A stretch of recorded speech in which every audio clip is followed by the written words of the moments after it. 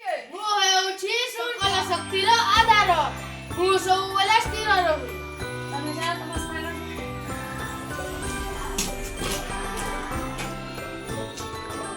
ତୁମେ କିଏ?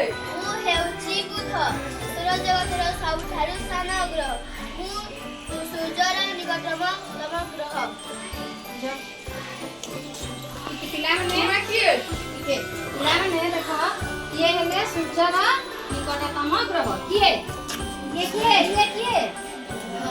ବୁଧ ହେଉଛି ନିକଟତମ ଗ୍ରହ। ସୂର୍ଯ୍ୟର ସବୁ ପାଖରେ ରହିଲା ନାଇଁ। ତୁମେ କିଏ? ମୁଁ ହେଉଛି ଶୁକ୍ର, ପୃଥିବୀର ଭଉଣୀ ଗ୍ରହ। ପୃଥିବୀର ଭଉଣୀ ଗ୍ରହ କାହିଁକି? ଇଏ ରହୁଛି ପୃଥିବୀ ପାଖରେ। ଭାଇ ଭଉଣୀ କେମିତି ପାଖରେ ରହନ୍ତି? ସେଥିପାଇଁ ସେ କହୁଛି ମୁଁ ହେଉଛି ପୃଥିବୀର ଭଉଣୀ ଗ୍ରହ ହେଲା। ଇଏ ବୁଧ ପଛକୁ ରହିଲା ନାଇଁ। ପ୍ରଶ୍ନ ପଚାରିବି ଶୁଣୁଥାଅ। ତୁମେ କିଏ? ମୁଁ ହେଉଛି ପୃଥିବୀ, ମୁଁ ହେଉଛି ନୀଳ ଗ୍ରହ। ମୋ ଉପରେ ଜୀବଜଗତ ବାସ କରେ। ଇଏ କିଏ? ପୃଥିବୀ। ଏ ଜୀବଜଗତ କେଉଁଠି ବାସ କରେ? ପୃଥିବୀ ଉପରେ। ଆଉ ନୀଳ ଗ୍ରହ କିଏ? ଇଏ ହେଉଛି ପୃଥିବୀ ହେଉଛି କି ଗ୍ରହ? Very good. ତୁମେ କିଏ? ମୁଁ ହେଉଛି ମଙ୍ଗଳ, ମୁଁ ହେଉଛି ଲୋହିତ ଗ୍ରହ।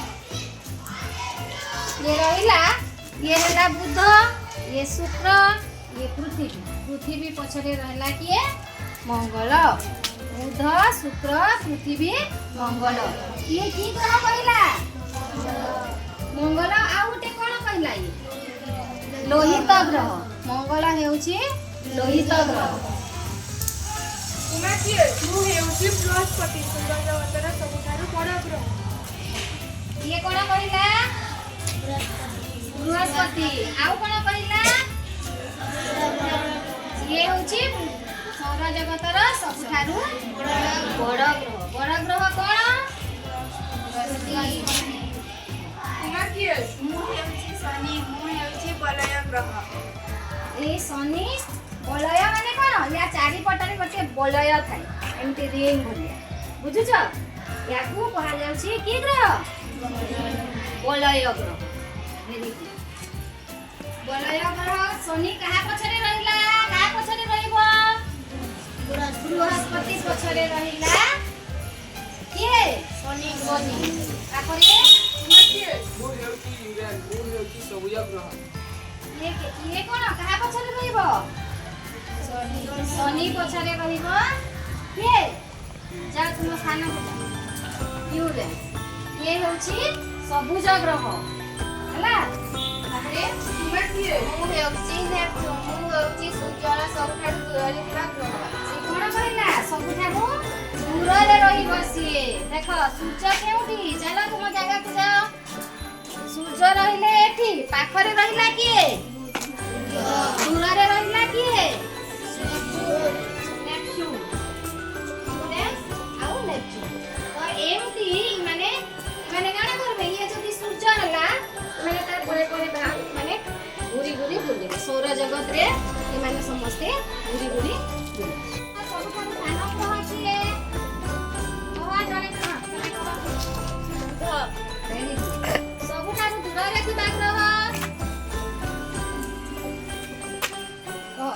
ନେପଚୁନ୍। Very good. ଲୋହିତ ଗ୍ରହ। ଲୋହିତ ଗ୍ରହ କଣ ରେ? କିଏ କହିବ? ଦେଖ ଜଣେ ଶନି କହିଲା, ଜଣେ ବୃହସ୍ପତି କହିଲା।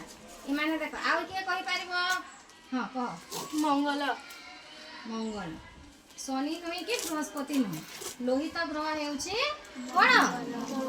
ମଙ୍ଗଳ। ତାପରେ ସବୁଠାରୁ ସୌରଜଗତର ବଡ଼ ଗ୍ରହ କିଏ? କହ। ବୃହସ୍ପତି। Very good. ଏବେ ଆମେ ଦେଖିବା ବଳୟ ଗ୍ରହ କିଏ?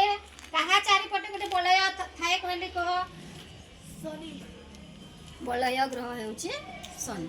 ତମେ ବୁଝିପାରିଲ ଆମ ସୌରଜଗତର ବିଭିନ୍ନ ଗ୍ରହ ଏବଂ ସେମାନେ କେଉଁଠି ରହନ୍ତି କାହାକୁ କେଉଁ ଗ୍ରହ କୁହାଯାଏ ବୁଝିପାରିଲ ନା?